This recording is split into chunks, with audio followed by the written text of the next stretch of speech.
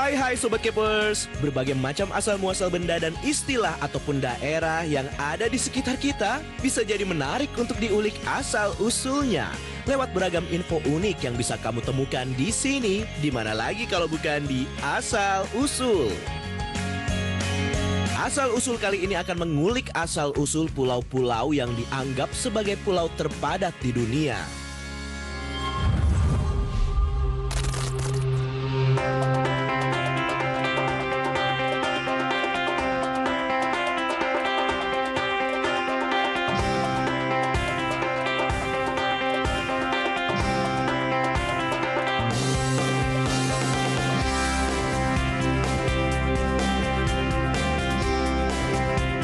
Indonesia merupakan negara kepulauan terbesar di dunia.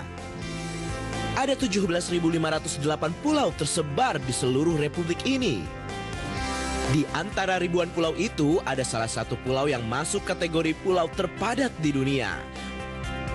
Pulau terpadat di dunia itu berada di Nusa Tenggara Barat. Pulau tersebut adalah Pulau Bungin yang berlokasi di Kecamatan Alas, Kabupaten Sumbawa, NTB.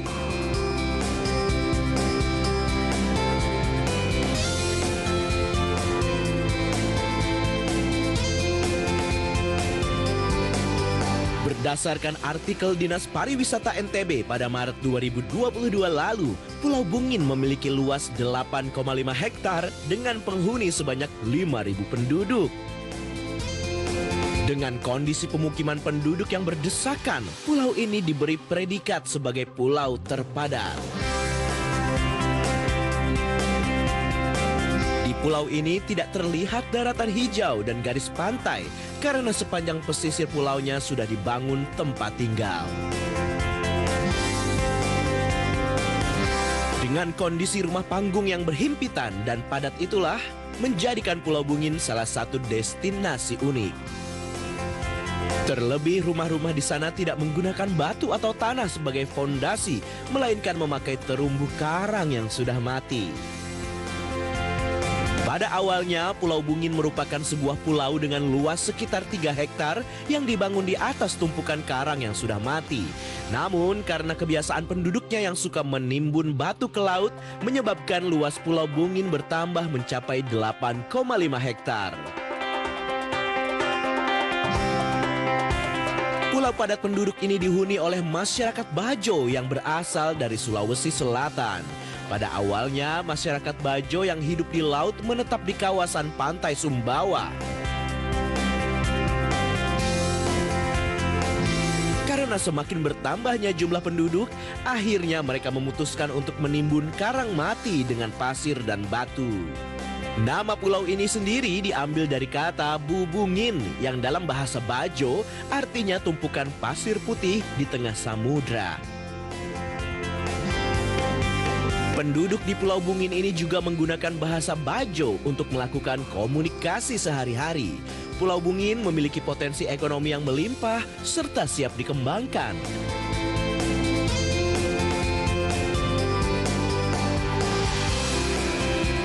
Dari penelitian para ahli, sekitar perairan Bungin sangat berpotensi untuk menghasilkan indukan tiram mutiara terbaik di dunia.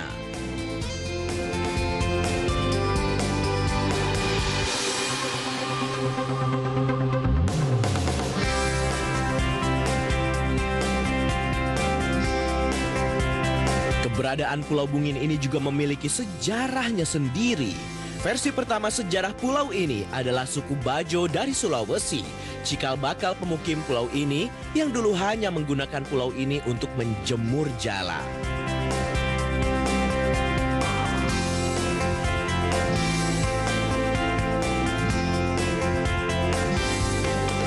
Semula Pulau Bungin ini disebut Gusung.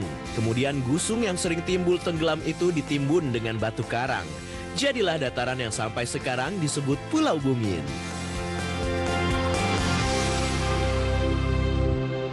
Versi kedua sejarah pulau ini adalah datangnya 12 orang bersaudara dari Pulau Selayar sebelum Gunung Tambora meletus, yakni sekitar tahun 1800. Dan mereka hanya 7 orang yang diingat namanya oleh sumber yang diteliti. Masing-masing namanya adalah Mboleso, Mbo Beda Mangintan, Mbo Sakati, Mbo Mamaha, Puamaha, Mbo Gigi, Mbo Punggau, dan Mbo Salina, si bungsu yang terkenal. Pada suatu saat, salah satu dari mereka diculik bajak laut dari Johor dan dibawa ke Labuan Bajo di Manggarai, Flores Barat. Ketika diadu dengan sesama tawanan, Mbo Dalina membuat rencana untuk menyerang orang yang menculik kawanan mereka. Ia sempat melarikan diri dan kembali ke Pulau Bungin. Berkat kekebalan dan keampuhannya bertarung, ia mampu menjadi pengawal perairan Sumba dari serbuan bajak laut. Akibatnya, Belanda justru mencurigai Pulau Bungin sebagai tempat persembunyian bajak laut. Mbo Salina dituduh bersekongkol dengan bajak laut dan dijatuhi hukuman mati. Pulau ini juga pernah dilanda kebakaran tahun 1904.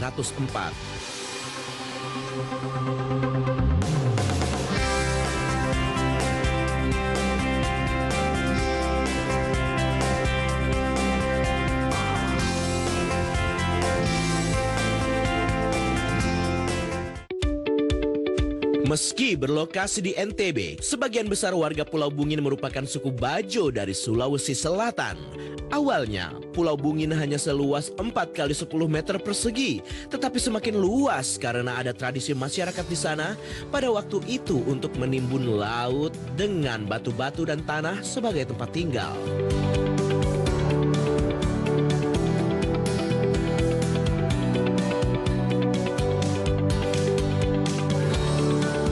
Menurut sebuah artikel jurnal bertajuk Settlement Patterns of Bajo Tribe in Bungin Island, Sumbawa Regency oleh Ferry Lahamendu, suku Bajo membangun rumah di Pulau Bungin dengan menyesuaikan adat turun-temurun. Setiap pemuda yang akan menikah di sana wajib mengumpulkan karang mati dari laut sebagai tempat membangun rumah. Proses pengambilan batu karang ini sudah berlangsung lama dan turun-temurun, menyebabkan luas Pulau Bungin selalu berkembang dan jumlah penduduknya semakin meningkat dari tahun ke tahun. Hal inilah yang menyebabkan pola pemukiman di salah satu pulau terpadat di dunia itu menjadi tidak teratur. Penduduk Pulau Bungin mayoritas bekerja sebagai nelayan. Warga Bungin memiliki ikatan yang erat dengan pulau yang mereka tinggali ini, sehingga sangat jarang orang yang pergi merantau. Akibatnya, pertumbuhan penduduk di sini sangat pesat. Satu rumah di sini bisa dihuni oleh 2-3 kepala keluarga. Untuk membangun rumah baru, warga setempat juga harus melakukan reklamasi karena keterbatasan lahan di pulau tersebut.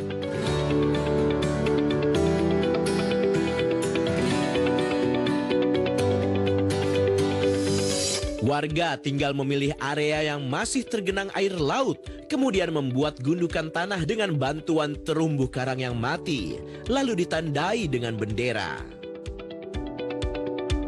Setelahnya, warga bisa langsung membangun rumah panggung di atas gundukan terumbu karang tersebut.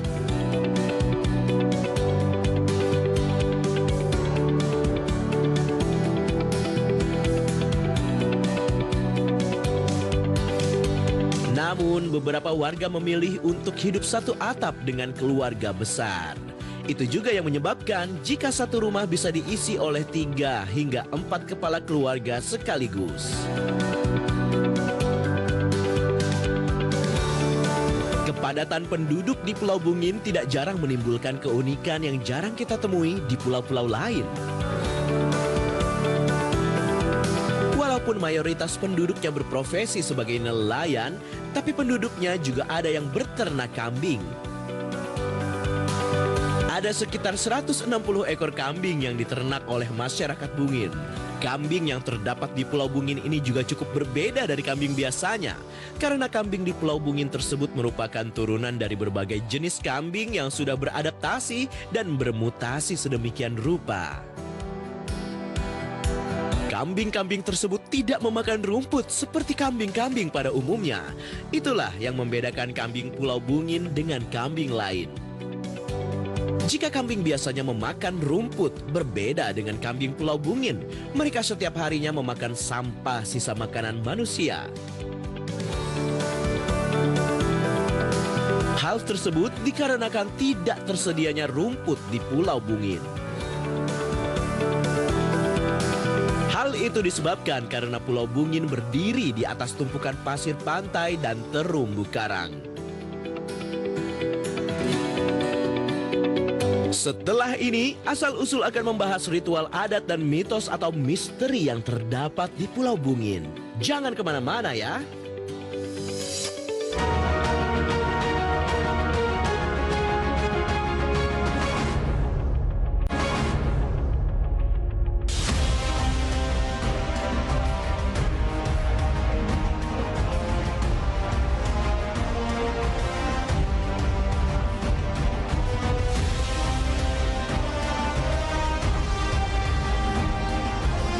Pulau Bungin menyimpan pesona alam maupun budaya yang sangat unik. Penduduk Pulau Bungin sebagian besar berasal dari suku Bajo. Mereka umumnya adalah para pelaut. Dalam kehidupan masyarakatnya, Bungin masih percaya terhadap hal-hal mistis.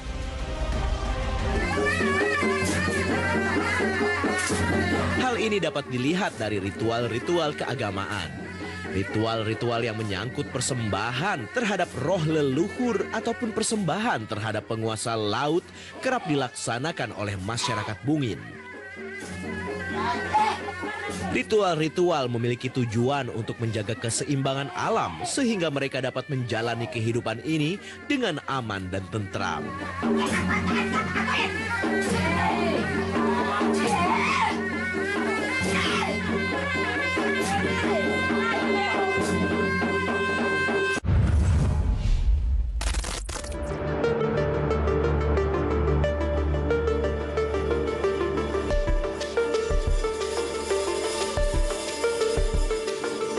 Pada masyarakat Bungin juga sangat kental dengan ritual adatnya. Salah satu ritual adat yang pasti dilakukan adalah ritual toyah. Ritual toyah merupakan upacara memperkenalkan bayi baru lahir pada dunia bahari.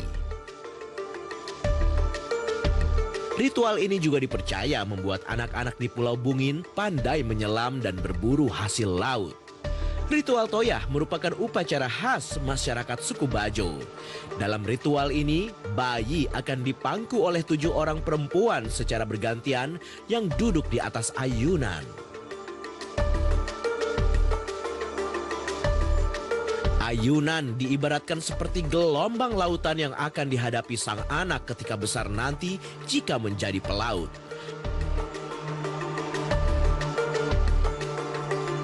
Sejak kecil, anak-anak Bungin sudah mahir bermain di lautan dan menyelam untuk berburu ikan.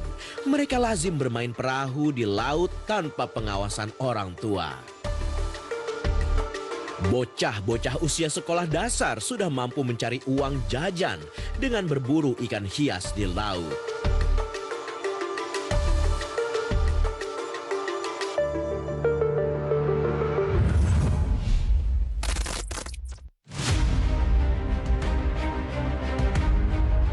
Pulau Bungin yang letaknya sekitar 80 km dari kota Sumbawa Besar sejauh ini telah dikenal dengan sebutan pulau terpadat di dunia. Di dalam pulau karang yang unik tersebut ternyata juga memiliki keunikan lain di bidang budaya. Salah satunya tarian Joget Bungin.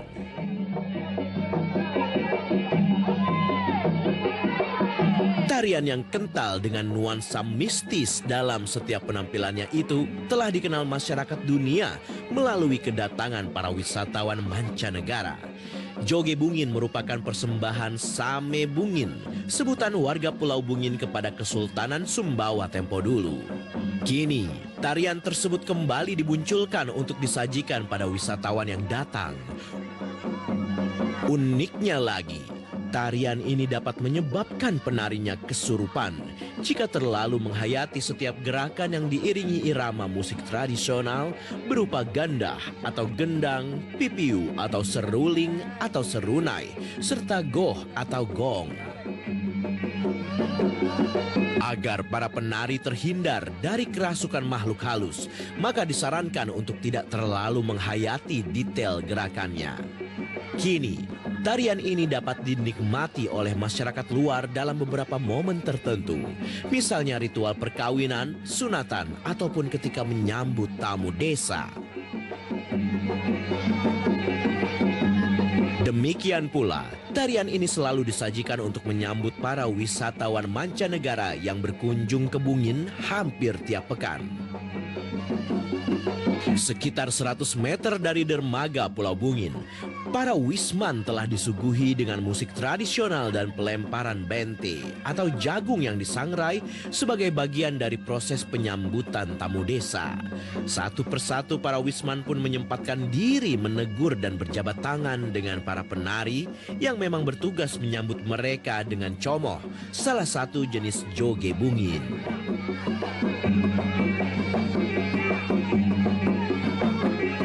Para penari yang dibalut dengan baju tradisional Sumbawa mengambil tempat dan menyuguhkan comoh kepada para wisman. Proses ini menarik perhatian warga setempat yang memang menyukai jika dikunjungi oleh wisman. Uniknya lagi, para wisman dikenal dengan sebutan Balende atau Belanda.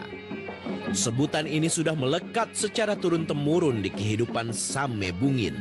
Nuansa mistis pun mulai terasa tatkala para pengiring tarian meniup pipiu, diikuti tabuhan gandah dan pukulan goh. Dengan spontan, warga yang ikut menikmati tarian itu mengaku merinding. Demikian pula para penari dan pengiringnya pun juga merasakan hal serupa. Mereka mengaku merasakan hembusan angin dingin dari laut yang tidak seperti biasanya.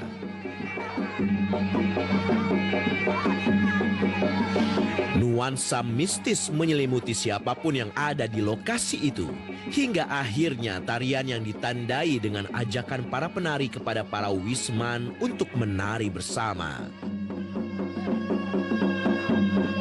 Salah seorang penari joget Bungin mengungkapkan, situasi atau nuansa mistis tersebut terasa hampir setiap kali menarikan joget Bungin.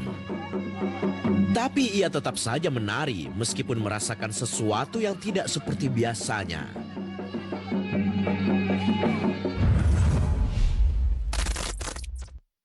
Dolo si restu Alebakarubo na batu Atun na manja ulama uwana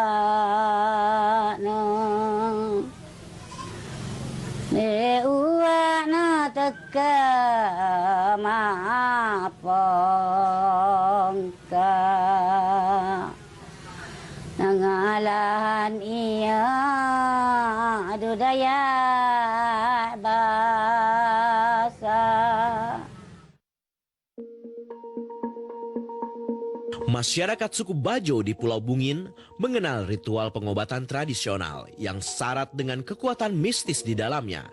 Ritual pengobatan yang dikenal dengan ritual Tiba Raki ini mengandung nilai filosofi agama di dalamnya. Tiba Raki berasal dari dua suku kata, Tiba dan Raki. Tiba berarti membuang dan Raki berarti sesajen.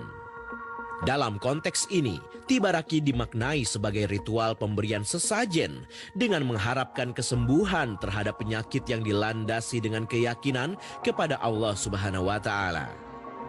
Bahwa hanya karena Allah Subhanahu wa Ta'ala penyakit tersebut dapat disembuhkan.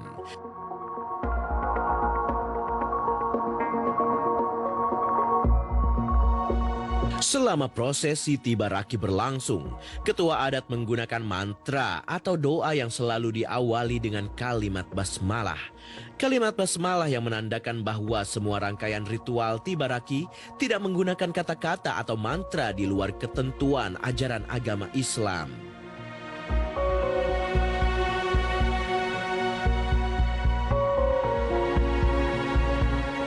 Para tokoh agama, dalam hal ini imam masjid di Pulau Bungin, selalu menjadi figur untuk berkonsultasi terkait ritual adat suku Bajo di Pulau Bungin.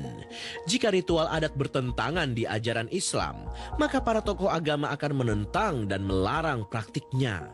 Adapun raki dalam proses ini merupakan sebuah penghormatan bagi alam, bukan persembahan manusia kepada arwah leluhurnya, bukan juga untuk menyembah arwah leluhurnya. Di dalam pelaksanaannya, ritual tiba raki kerap kali menjadi daya pikat tersendiri. Seseorang yang bila mana telah berobat secara medis dan dinyatakan tidak memiliki kelainan yang disebabkan oleh suatu penyakit, selama itu pula ia tidak sembuh, maka solusi terakhir yang dilakukan yakni mengobati dirinya melalui tiba raki. Selama ritual ini berlangsung, tidak terlepas dari adanya peran arwah yang diyakini sebagai penghubung si penyelenggara ritual kepada Sang Pencipta. Adapun sejumlah bahan yang digunakan dalam melaksanakan ritual ini meliputi beras 4 warna, bente atau gabah, bisa juga dengan jagung yang disangrai menjadi popcorn, telur ayam kampung, buah kelapa, lepi atau daun sirih yang telah dibentuk sedemikian rupa, mayang kelapa, ayam 11 ekor yang terdiri dari 2 ekor ayam hidup, 5 ekor ayam dibakar, dan 4 lainnya digoreng untuk dimasukkan ke dalam raki. Kemudian damar lilin, kain putih, serta berbagai jenis jajanan tradisional. Ada 2 jenis raki yang akan digunakan selama prosesi ini berlangsung. 1 raki ditempatkan di darat dan 1 lainnya di laut. Khusus raki yang ditempatkan di laut nantinya harus tenggelam dan menghilang menuju ke suatu tempat yang bernama Limbangah atau Limbangang. Limbangah atau Limbangang adalah sebuah tempat penyeberangan yang keberadaannya gaib dan berada di Makassar. Raki yang hilang dan menuju Limbangah atau Limbangang diyakini sebagai salah satu bentuk kuasa Allah Subhanahu wa Ta'ala. Raki yang tidak diterima oleh arwah leluhur maka tidak akan tenggelam dan akan mengapung selama mungkin. Hal seperti ini pernah terjadi karena kemungkinan bahwa si pemilik hajat, dalam hal ini suami istri, salah satunya tidak memiliki niatan untuk melakukan ritual tiba raki. Ataupun mungkin isi raki tersebut kurang atau dalam urutan penempatan isinya tidak berurutan. Proses penempatan urutan isi raki selalu diolesi minyak mandar dengan bacaan mantra yang selalu diawali dengan penyebutan nama Allah Subhanahu wa Ta'ala di dalamnya. Sedangkan isi raki diantaranya beras 4 warna, yaitu merah, hitam, putih, dan kuning. Kemudian bente, telur ayam kampung, lepi, rokok, 14 potong batang tebu, gamili, ubi, talas, jagung, dan bahan pangan lainnya seperti nasi ketan 4 warna, yaitu merah, hitam, putih, dan kuning. Lalu buah kelapa, jajanan khas Pulau Bungin, ayam goreng, gagadu, yaitu kotak yang berisi bekal berupa beras, garam, uang logam rupiah, dan kacang ijo. Serta yang terakhir yaitu kue berbentuk buaya yang terbuat dari tepung beras. Sedangkan raki yang ditempatkan di darat, di atasnya ada boko atau penyu yang sudah diawetkan. Lalu ketua adat memasukkan pisang susu di atas kue berbentuk buaya dan diikuti dengan pisang sabah. Setelah itu dipasangi mayang kelapa. Di bagian kanan dan kirinya raki ditempatkan ayam panggang masing-masing 1 ekor. Bagi ayam yang dibawa ke laut harus ayam berwarna hitam. Lalu ketua adat tiba raki akan memasukkan kiriman warga yang memiliki keturunan Karaeng dalam raki tersebut. Diikuti dengan lilin yang dipadankan bersama dampi yang berisi daun sirih berbalut benang berwarna putih. Setelah itu, barulah raki ditutup menggunakan kain putih sepanjang 1 meter dan dibalut pula dengan janur kuning yang ditindih oleh kain bernama lempu pulangge.